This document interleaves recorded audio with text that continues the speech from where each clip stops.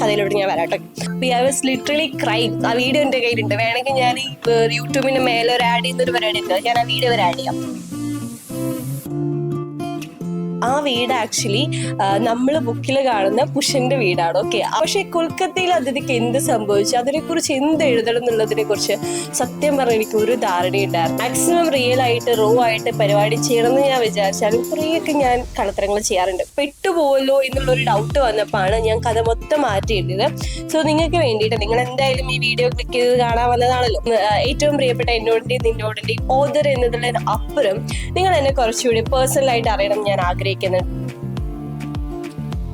അവിടെ നിന്ന് അവർ എന്നോട് പറഞ്ഞിട്ടുള്ള ഒരു ദോഹ ഉണ്ടായിരുന്നു. ആ ദോഹ വരെ ഞാൻ എന്റെ ബുക്കിൽ ആഡ് ചെയ്തിട്ടുണ്ട്. ലൈക്ക് ആക്ച്വലി അവന്റെ പേര് പുഷ് എന്നാണെങ്കിൽ ഞാൻ അവനെ പുഷ്പൻ തന്നെയാണ് വിളിച്ചുകൊണ്ടിരുന്നത് അന്ന് മൊത്തം. അങ്ങനെയാണ് നമ്മൾ അത് വീണ്ടും എഴുതിയിട്ട് വീണ്ടും റീറൈറ്റ് ചെയ്ത് ഇപ്പൊ നിങ്ങളൊരു കാണുന്ന ഒരു വേർഷനിലോട്ട് അതിഥി വരുന്നത്.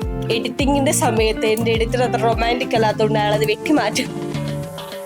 എന്റെ മൈൻഡിൽ എനിക്ക് അറിയായിരുന്നു ഇവിടെ വെച്ചാണ് അതിഥി രാഹുലിനെ മീറ്റ് ചെയ്യാൻ പോകുന്നത്. അപ്പൊ അവർ ഏത് ബെഞ്ചിലിരിക്കണം, എവിടെ ഇരിക്കണം, അവർ എന്ത് കുടിക്കണം എന്നുള്ളതിനെ കുറിച്ച് വളരെ ക്ലിയർ ആയിട്ടുള്ളൊരു എക്സ്പീരിയൻസോടെയാണ് ഞാൻ കൊൽക്കത്ത കോഫി ഹൗസ് പോകുന്നത്. നിയമത്തിൽ എല്ലാവരും ഇങ്ങനെ മേരി മേരി മേരി എന്ന് പോയിട്ട് തിരിച്ചു വരുമ്പോൾ മലർന്നു പറഞ്ഞ് ഇറങ്ങി വരുന്നൊരു പോലെ ഉണ്ടല്ലോ. അപ്പൊ അതുപോലെ തന്നെയായിരിക്കും നിങ്ങൾ എല്ലാവരും അതിന്ന് പറഞ്ഞ് പോയിട്ട് മെഴിയെന്ന് പറഞ്ഞ് തിരിച്ചിറങ്ങി വരും എന്നുള്ളൊരു ഐഡിയ എനിക്കുണ്ടായിരുന്നു. ആ മണ്ടത്തരങ്ങളും ഉണ്ട്. ആ മണ്ടത്തരങ്ങളെക്കാളും കൂടുതൽ ഞാൻ അത്ര എക്സൈറ്റിങ്ങോ ഇൻട്രസ്റ്റിങ്ങോ ആയിട്ടുള്ള ഒരു പേഴ്സൺ അല്ല, ടു ബി ഫ്രാങ്ക്. ഇപ്പൊ ഞാൻ പറയുന്ന കാര്യങ്ങൾ എനിക്ക് ഒരു ഓഡിയൻസിനെ ഭയങ്കരമായിട്ട് പിടിച്ചിരുത്താനോ അല്ലെങ്കിൽ ഭയങ്കര ഫണ്ണായിട്ട് എന്റർടൈൻ നിർത്താനോ ഒന്നും അറിയുന്ന ഒരാളല്ല.